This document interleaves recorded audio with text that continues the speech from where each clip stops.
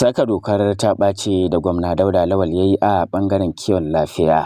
ya sa sauran masu ruwa da tsaki na matsakaimi wajen inganta wannan fanni. Ƙaddamar da shirin tallafawa masu fama da lalurar ƙwaƙwalwa da ilimin halin ɗan adam na jihar Zamfara na ɗaya daga cikin muhimman matakan da hukumar kula da lafiyar al'umma da ke ƙarƙashin ma'aikatar lafiya ta jihar Zamfara ta ɗauka. Shirin dai ya yi daidai da ƙoƙarin gwamnati mai ci yanzu na ciyar da sha'anin fannin lafiya a gaba. Da take ƙaddamar da tsarin, kwamishiniyar lafiya ta jihar Zamfara Aisha Hamzat Anka, wadda sakataren zartarwa a hukumar kula da sha'anin magunguna ta jihar Zamfara Sani Bello ya wakilta, ya bayyana kafa sashen a matsayin abin da ya dace,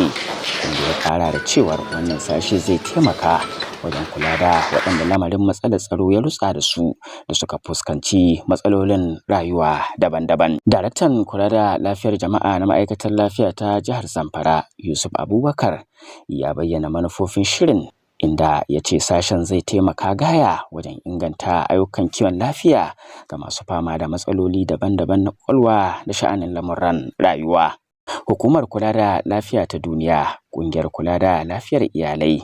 Red Cross da sauran abokan haɗin gwiwa waɗanda suka isar da saƙonnin fatan alkhairi a yayin taron sun taya murna ga membobin kwamitin, tare da ba da tabbacin goyon baya da haɗin kansu a koda yaushe. Muhimman ababen da aka gudanar dai a yayin taron sun haɗa da gabatar da sharhi kan shirin, wanda manajan shirin Aliyu Shehu ya gabatar. Bello Sani Maradun, labarun NTA.